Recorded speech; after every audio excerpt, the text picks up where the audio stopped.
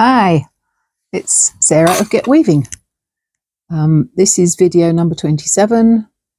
In the last one, I was suggesting that if you want to start wearing your weaving, you could buy a top from a charity shop if you wanted, or use something that you already had and add your weaving to the bottom. So that's actually on the dummy behind me at the moment.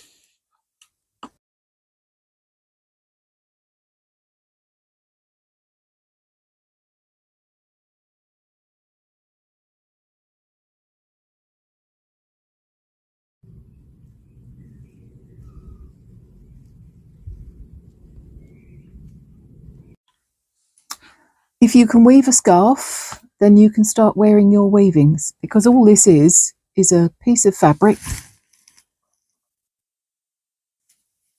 scarf length, gathered onto the bottom of a purchased top. I did try pleating it first, but when I wore it, it didn't look right, so I took the pleats off and gathered it instead. And I thought it's much easier to work out the spacing with gathering as well. With pleating, you have to be a bit more accurate.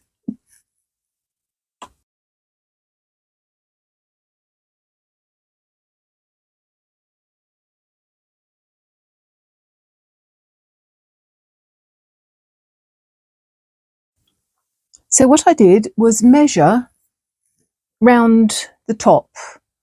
It's just below the waist, but it's sort of waist measurement. So it was 10 inches for both fronts and 20 inches for the back, which makes 40 inches. And I thought to have a nice bit of gathering, I'd do it 1.5 times that. So I needed a piece of fabric as wide as I could get it, because this is the width on my Ashford Knitter's loom. So I wanted it to end up about 18 inches wide and about 60 inches long, which is 1.5 times the 40 inches of the top.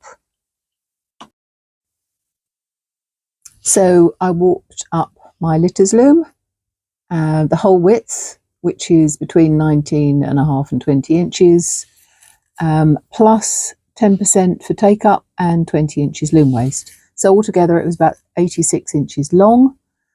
I probably made it a bit extra because I like to try different wefts before I actually decide what I'm going to use. I've done a little chart that shows my workings out.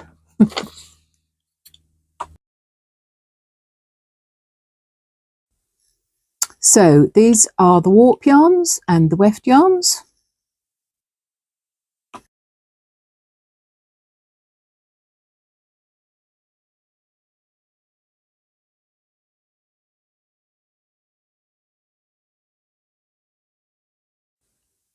And the fabric on the loom, and the back of the loom with the paper on as usual, which I like to use as a warp separator. And the fact that on the skirt now, the warp is actually running horizontally.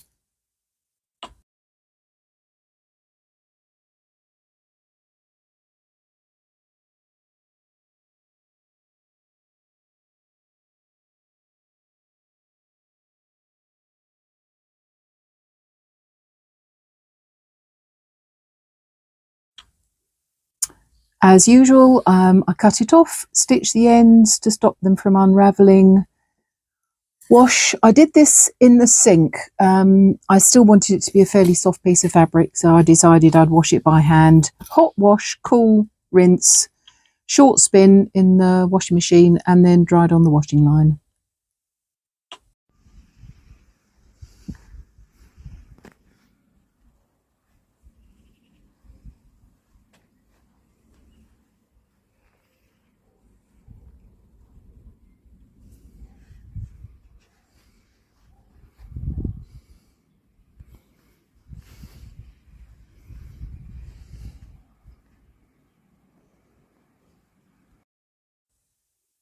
And when it was washed and gently pressed, there's nothing synthetic in it, so I could use quite a hot iron.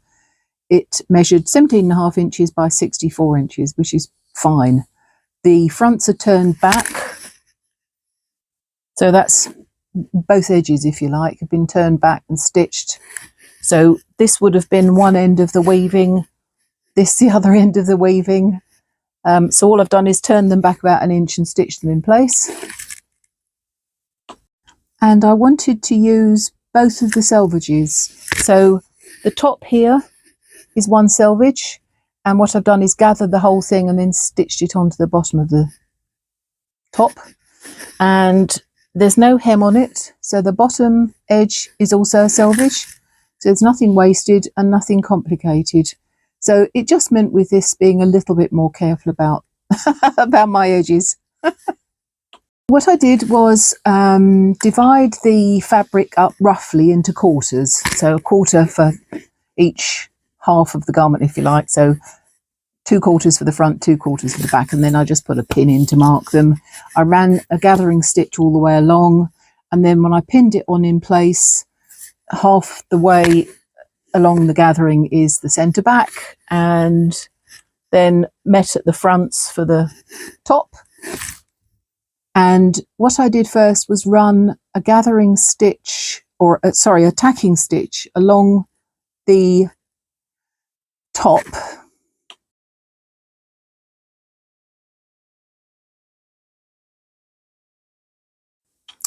so that could come out afterwards. But it did help to get the top of this, the selvage of this, pinned on in the right place. It's quite difficult to guess otherwise.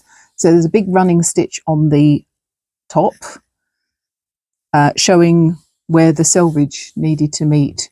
So gather the gathering up, pin the selvage onto that line that's been marked on the top. I like using quite big pins. These ones are brilliant. They've got a glass head. Can't possibly miss them. You can't sew over them. I've got loads of those, or I've got the smaller ones as well. And I like to pin them vertically. I think if you pin them horizontally, there's always the danger that the fabric can slide. So I pin them horizontally about every 4 inches, 10 centimetres, something like that. As usual, I tried it on just to make sure I liked it, and I decided I did. So I did a little wander up and down the path. And then I stitched it on the sewing machine, took out the gathering stitches, took out the guideline that I'd put on the top, and decided I would wear it. So I think I wore it to the guild probably the next day.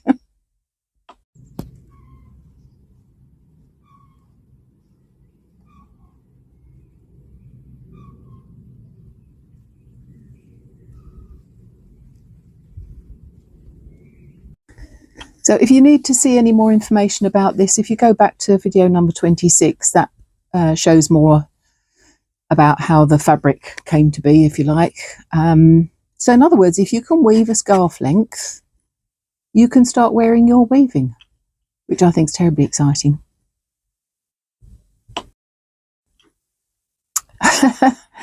Apologies, I keep getting sidetracked. So I had some cotton fibre that I wanted to spin. I was spinning it on my little Nano 2. I'd gone out for the day again to the guild, took it with me. It's brilliant because it's so light. I just pop it on a stool, and the cotton fibre is going to be the weft for a top.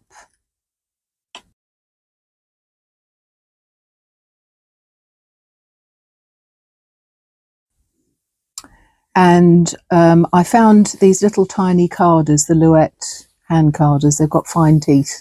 Work wonderful for carding the cotton fibre, which had been in a drawer forever, like seriously about 20 years. And so it had gone a bit clumpy. So those carders are lovely for opening the fibre up.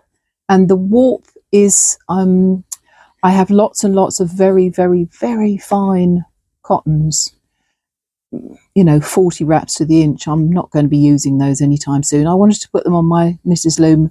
So what I've done is I have a very old yarn twister.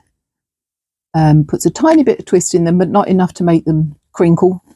And I've twisted 2 or 3 yarns together.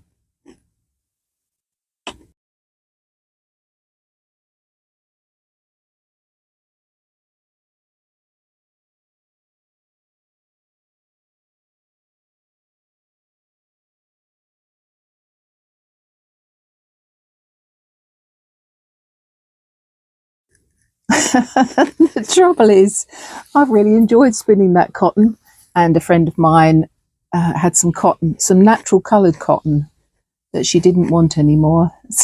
So she was very kind and sent it to me.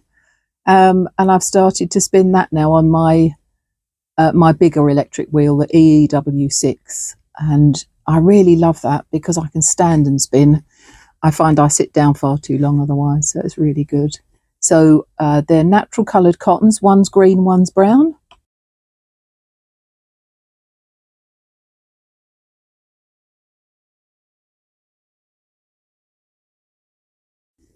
I've spun them both on the EEW6 and plied them. Absolutely brilliant. We were watching the post office inquiry the other day and I got almost a whole bobbin done.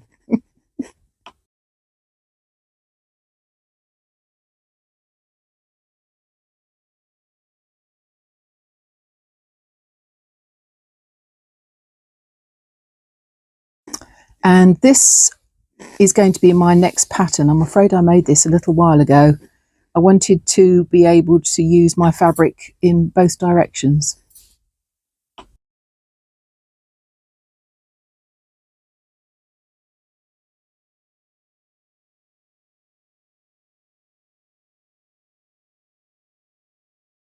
So I've made the garment, I've had the pattern made, I've now got to do the instruction booklet to go with it. This is what the fabric looks like close up. It's got mixed cotton warp and hand spun cotton weft.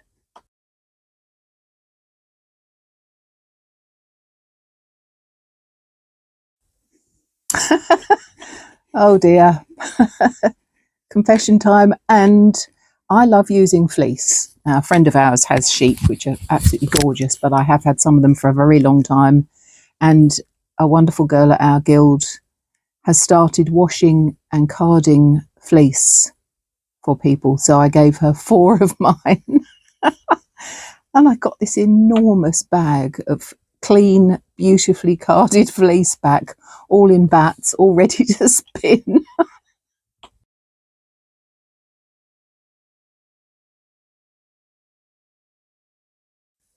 So I couldn't resist it, so I've started spinning that as well. Oh dear.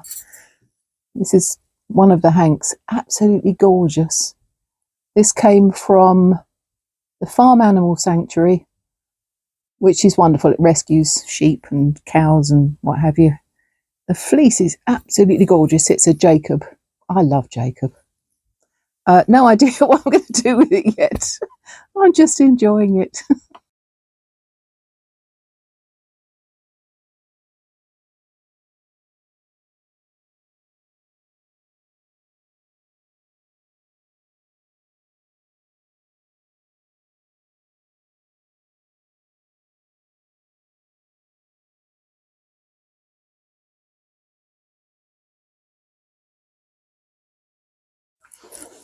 And I'm continuously working on new patterns. So I decided I wanted a jacket to wear in the summer, but with short sleeves. So this will be a new pattern. It's got bands on the front which actually cross over. I'm probably going to make those from a contrast fabric, and then I don't have to cut buttonholes in my hand weaving, which I will be doing at a later date, but for the moment I'll probably use a piece of linen or something for the bands. This is going to be for the natural coloured cotton that I'm spinning. The warp is going to be something like these. This is recycled cotton. This is a wonderful mixture of viscose, what else is it? Linen and nylon. It's got sort of hairy bits on it. I want that to be in the warp. And this is linen. I got all of these at a summer fair somewhere. I thought that looked really pretty, and that's going to have the hand spun cotton in the 2 colours as the weft.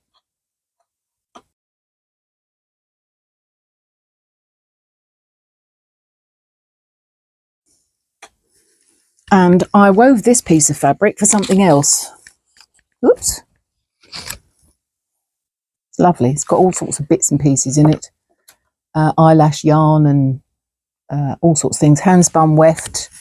And when I washed it, it shrank. I washed it a bit too hot, so it felted a bit more than I was intending. But that's fine because I won't have to line it. So I'm going to make a short-sleeved jacket from that, which would be like this.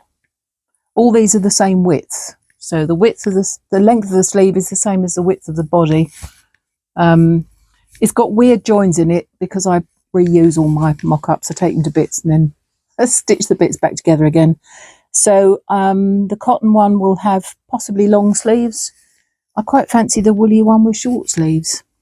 Today I'm wearing DR002. It's this one. That's my daughter, looking very elegant in it. There's also a sort of suggestion for a short version on the back, which I wear a lot. It's very simple. The only cutting is the neck.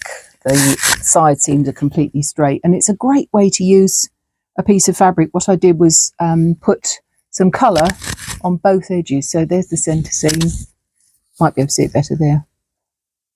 And then turning one piece round and joining the two together so you get a big wide stripe down the middle. I think that's about it for now. So I am going to then start putting together some ideas for you for garments that just use rectangles and squares. So no scary curve cutting.